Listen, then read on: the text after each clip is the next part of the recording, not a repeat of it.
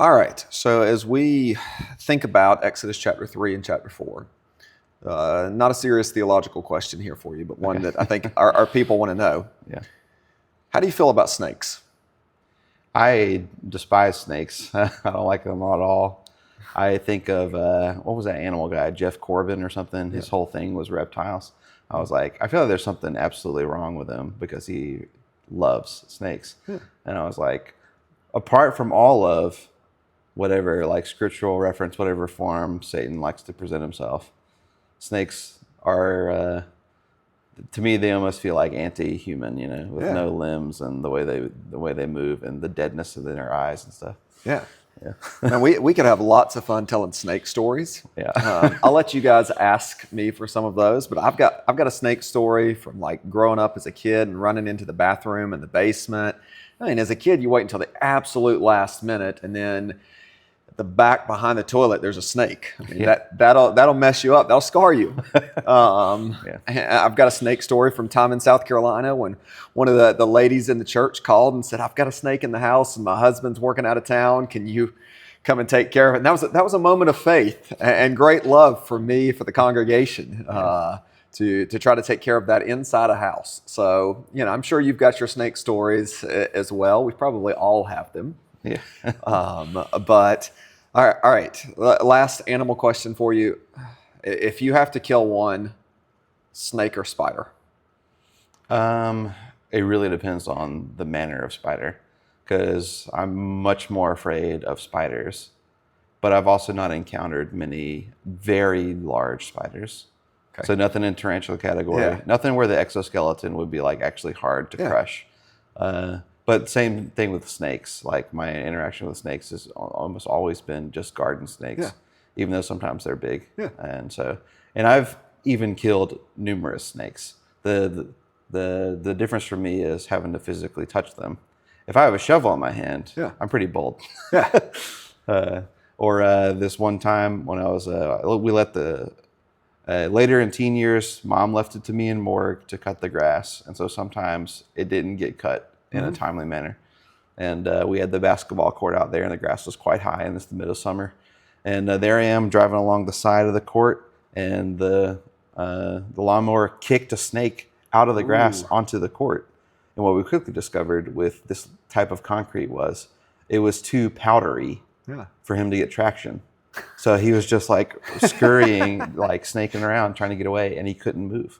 And I was like, "This is going to be the easiest kill of my career." Yeah. Yeah. But yeah, it's. I think 1-to-1 if I have to kill a snake versus a tarantula or something like that. I think I've killed snakes before. I've never even seen a tarantula in person where it was a threat. I think I'd climb up. Yeah. Well, I'm really glad that God did not confirm my call to ministry by the use of a snake, or the usefulness of that, or yours as well. We were talking a few minutes ago, though, about call to ministry and knowing that God had called you, but also the patience required for that. Yeah. And that's certainly something we see with Moses. So for our people, you want to share for a few minutes, kind of like Moses had these times when he tried to do things on his own while he was waiting on God. God confirmed things. What are some ways in which God has marked your life, and you would say these were valuable in me thinking about the ministry that God has for me, present and future? Yeah, it's definitely been a long period of time with like different like bumps and bruises along the way. So like I think when I rededicated my life, I was around 17. I was like, what am I going to do? Well, what should I do?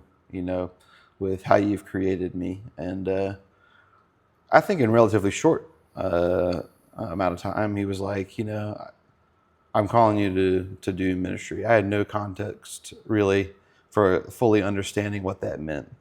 In my mind, it was like church ministry is either you're going to be a lead pastor or you're going to be like a music minister,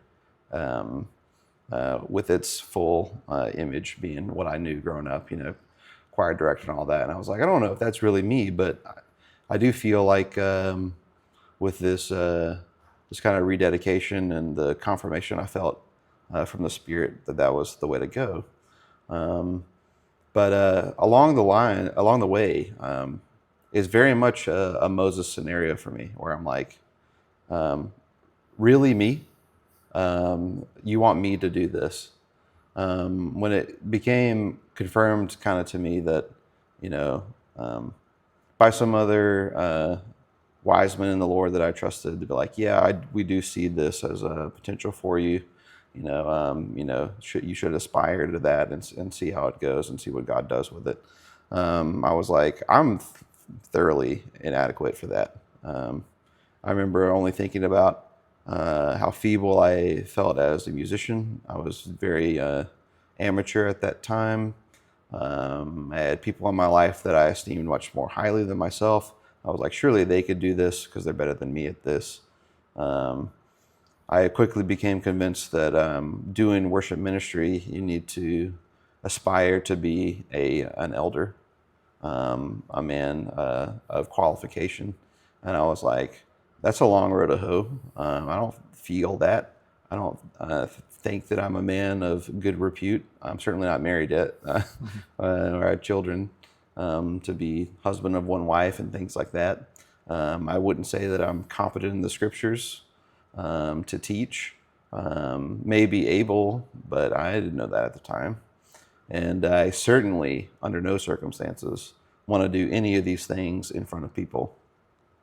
So I definitely understand Moses's like sinful slowness to obey when he's like, I mean, I'm slow of speech.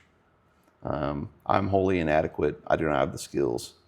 But as has become an adage, God equips the called. I took a couple of steps of faith to say, Lord, I think you're calling me to this. So in aspiration for that, I'm going to try to gain as much of this skill as I can learn. And that was like the first big portion of the call, wrestling through all of those things and finding ways where I could find people to learn from. The next one for me was multiple years later. So I'm trying to prepare for ministry. I get through college. I'm going to seminary for a while in North Carolina. And it's just not what I had hoped it would be coming out of college. You have this, the general like vocational understanding of, I'm going to go to college to learn to do a job, and then I'm going to graduate, and I'm going to get a job, and I'm going to do the job. And then many years down the road, I'm going to retire and think about how well I did that job. And that didn't happen right away. And I had to really wrestle through some questions again. And again, I felt much like Moses. I kind of took solace in these passages here in Exodus, where I'm not normally tracking how many years in some of these folks' lives in the scriptures are taking place in these narratives. Yeah. Moses was being prepared for a long time before God visited him in the burning bush. And I came around to this and said, God, if I never have a call that feels like that, where it's very clear you're calling me to do this one thing, I know what else you've called me to be wherever I am. And I need to accept that you're both sovereign and good about whether or not I step into a ministry in the way I think it should look. And every time I come back to this passage, I think through both of those times where those were instances of my heart revealing how little faith I had in the goodness of God or the presence of God to be with me in the thing that he's called me to do. Well, I think that's a concept we're going to come to, that last phrase, thinking about God's presence with us in what he's called us to, something we're going to come to again this Sunday. But for that's Sam, my call and stuff is something we can walk through maybe another time. But as I heard you talking, the things that really resonated as I was thinking about our people is that faithfulness to obey God where he has you, and to do what you know He has for you. And I wanted to drive some of that home this week. Though God has a specific mission that He's created us specifically for, we're not always seeing the Sam-sized hole or the Jason-shaped hole in the world. Sometimes we get to see that, but often we're just seeing there's a general hole in the Yeah. world, and God generally seems to have me here. And when God generally has you in those places, like, know that God has created you with a purpose, but also just do the ordinary stuff. Like, had Moses just done the ordinary stuff, he wouldn't have ended up nearly dead in chapter 4 towards the end of that. But he wasn't doing the ordinary stuff associated with loving God and living in light of God's holiness. So wherever you're at this week, you may not have the same, you don't have the same exact specifics of a call as Sam, I, or Moses. And none of ours are the same. But you do have the general call of God to make disciples of all the nations, baptizing them in the name of the Father, the Son, and the Holy Spirit, being mindful that God's presence is with us always as we teach them to obey all that He's commanded us. You've got the promise of God's presence. You've got the general tasking for all believers to make disciples of the nations. And you've got the call of God to be holy and practice holiness out of fear of God where you are. And sometimes you get those sweet seasons when we're like, oh, this is exactly what God designed me for. But the majority of Moses' life, he didn't recognize that. And yet God was still faithful to him, and He's faithful to us. So let's be a people this week who faithfully follow what we know He has for us, and let's see how He plays out the rest of our journey in ways that we could probably never expect as well.